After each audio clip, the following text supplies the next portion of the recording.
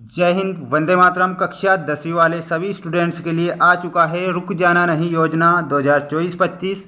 जैसा कि आप सभी जानते हैं, जो आपकी एग्ज़ाम है रुक जाना नहीं परीक्षा, वो काफ़ी नज़दीक आ चुकी है। इसलिए हमारे द्वारा जितने भी पेपर बनाए जा रहे हैं वो काफ़ी महत्वपूर्ण साबित हो रहे हैं। हर वर्ष की तरह इस बार भी काफ़ी महत्वपूर्ण साबित होंगे, इसलिए आप अंत तक बने रहिए, है ना। आप देख सकते हैं आपकी स्क्रीन के सामने ये जितने भी प्रश्न हैं जो आपकी एग्ज़ाम में पूछे जाएंगे, ऐसे प्रश्न हमने इस वीडियो के माध्यम से शामिल किए हैं। आइए शुरुआत करते हैं पहले प्रश्न से। देखिए, इसमें समय आपको जो दिया जाएगा 3 घंटे का दिया जाएगा। 75 नंबर का पेपर होगा और 23 क्वेश्चन आपको देखने को मिलेंगे, ये बात आपको ध्यान रखना है। क्वेश्चन पूछा गया है, सही विकल्प चुनकर लिखिए में पहला प्रश्न है, विश्वकोश नामक ग्रंथ की रचना किसने की थी? तो इसमें आप जो करेक्ट उत्तर बताएंगे, दिदरों ने किसकी रचना की थी? विश्वकोश नामक ग्रंथ की रचना किसने की थी? तो आपको बताना रहेगा दिदेरों ने। ठीक। भारत में बाघ रिजर्व की संख्या लगभग कितनी है? जो बाघ रिजर्व हैं इंडिया में, जो बाघ रिजर्व की संख्या लगभग कितनी है? 16, 21, 50 या फिर 35? तो इसमें आपको जो करेक्ट उत्तर बताना रहेगा वो बताना है 50। जो बाघ रिजर्व हैं भारत में कितने हैं? 50 बाघ रिजर्व हैं, ऐसा आपको ध्यान रखना है और याद रखना है। गुजरात के खेड़ा जिले में गांधी जी ने सत्याग्रह आंदोलन की शुरुआत क्यों की थी? वेरी मोस्ट क्वेश्चन है। गुजरात के खेड़ा जिले में गांधी जी ने सत्याग्रह आंदोलन की शुरुआत क्यों की थी? तो इसमें आपको जो करेक्ट उत्तर बताना रहेगा, लगान वसूली में ढील देने के लिए, किसानों को ऋण उपलब्ध कराने के लिए, किसानों पर हो रहे जुर्म को लेकर। तो इसमें जो आप करेक्ट उत्तर बताएंगे वो क्या बताएंगे? देखिए, क्वेश्चन को पहले आपको ध्यान से पढ़ना है। इसमें जो करेक्ट उत्तर आपको लगाना है, लगान वसूली में ढील देने के लिए इज द करेक्ट आंसर। देश का आर्थिक विकास किन कारकों पर निर्भर करता है? वेरी मोस्ट क्वेश्चन है। देश का जो आर्थिक विकास होता है वो किन किन कारकों पर निर्भर करता है? तो इसमें आप बताएंगे वैश्विक स्थिति, अन्य देशों से सहयोग, देश की जनसंख्या का आकार, यानी कि उपरोक्त सभी आपको याद रखना है। भारत में बैंक जमा का कितने प्रतिशत भाग नकद के रूप में अपने पास रखते हैं? तो 15% आपको बताना है। निम्नलिखित में से कौन सी भारतीय कंपनी बहुराष्ट्रीय कंपनी के रूप में उभर चुकी है? एशियन पेंट, रेनबैक्सी, टाटा मोटर्स या उपरोक्त सभी? तो इसमें आप करेक्ट उत्तर बताएंगे उपरोक्त सभी। अब बढ़ते हैं हमारे नेक्स्ट क्वेश्चन की ओर। क्वेश्चन आ चुका है आपकी स्क्रीन के सामने और उनके आंसर भी आपकी स्क्रीन के सामने आ चुके हैं, तो पहले आप स्क्रीनशॉट ले लीजिए। पहला क्वेश्चन है, भारत का सबसे बड़ा सौर ऊर्जा संयंत्र स्थित है? तो ये आपको बताना है भुज के निकट माधोपुर में। कहाँ पर है? भारत का सबसे बड़ा जो सौर ऊर्जा संयंत्र है वो कहाँ पर है? माधोपुर, आपको याद रखना है। कपास यानी कि कॉटन खालिस्तान का पहला प्रतीक थी, तो ये किसका प्रतीक थी? नए युग का।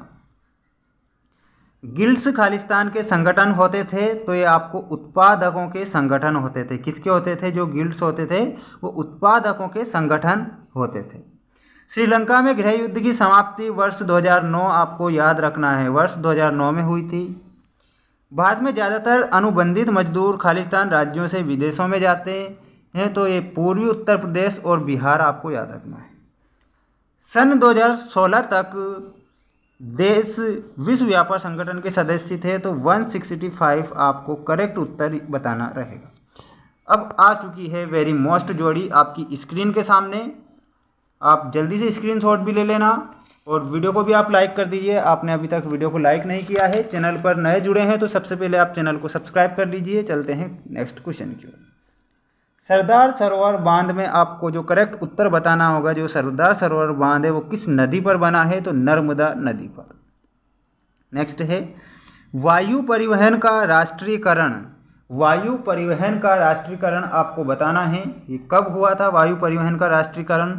तो इसमें आपको बताना रहेगा 1953 में। 1953 is the correct answer. Indian national Congress, Indian national Congress में आपको मिलाना होगा जो इसकी स्थापना हुई थी, कब हुई थी?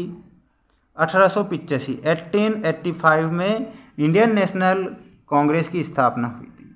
ठीक है। नेक्स्ट क्वेश्चन है, भारत में 500 और 1000 रुपये के नोटों को कब बंद किया गया था? तो नवंबर 2016 में भारत में 500 और 1000 के नोटों को बंद कर दिया गया था। सेब उत्पादक राज्य, वेरी मोस्ट क्वेश्चन है, सेब उत्पादक राज्य आपको बताना है। तो इसमें आपको हिमाचल प्रदेश आपको बताना है।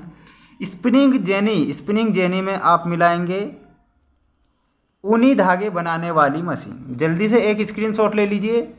अब बढ़ते हैं नेक्स्ट क्वेश्चन की ओर। देखिए क्वेश्चन आपसे पूछा गया है, सत्य असत्य लिखिए में पहला क्वेश्चन है, भिलाई इस्पात कारखाना ग्रेट ब्रिटेन के सहयोग से स्थापित किया गया था। तो इसमें आपको असत्य बताना है, यानी कि पहला आपका असत्य होगा। खां अब्दुल गफ्फार खान को सीमांत गांधी भी कहा जाता है। तो यह करेक्ट उत्तर होगा। जो खान अब्दुल गफ्फार खान है उसे सीमांत गांधी के नाम से भी जाना जाता है। गरिमा और आज़ादी की चाह ही लोकतंत्र का आधार है। तो इसमें आप सत्य बताएंगे।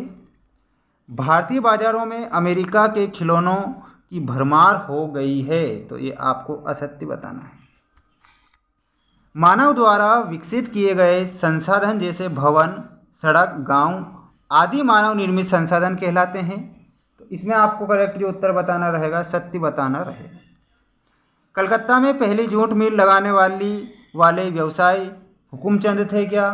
तो ये आपको सत्य बताना। एक स्क्रीनशॉट ले लीजिए और बढ़ते हैं नेक्स्ट क्वेश्चन की। देखिए क्वेश्चन पूछा गया है, आपकी स्क्रीन के सामने आ चुका है। भारत का प्रथम परमाणु ऊर्जा केंद्र कौन सा है? तो तारापुर बताना है। तारापुर कहाँ पर है? महाराष्ट्र में है। भारत का जो प्रथम परमाणु ऊर्जा केंद्र है वो तारापुर में। नाटो का मुख्यालय ब्रुसेल्स, ब्रुसेल्स बेल्जियम में स्थित है नाटो का मुख्यालय। किस देश में एकल पार्टी सिस्टम है? तो ये चाइना में है। भारत में सर्वप्रथम लोहा इस्पात का कारखाना कब और कहाँ पर स्थापित किया गया था? जो भारत है, भारत में सर्वप्रथम लोहा इस्पात का कारखाना सन 1864 कुल्टी पश्चिम बंगाल में स्थापित किया गया था। किन्हीं दो देशों के नाम बताइए जहां मजबूत लोकतंत्र है। तो इंग्लैंड तथा संयुक्त राज्य अमेरिका आपको बताना है। देश में भूमिगत रेलें कहाँ चलाई गई थी? तो कोलकाता में चलाई गई थी। ऐसा आपको याद रखना है, स्क्रीनशॉट ले लीजिए। मिलते हैं नेक्स्ट वीडियो में। आप अच्छे से प्रैक्टिस करना। जय हिंद, जय भारत।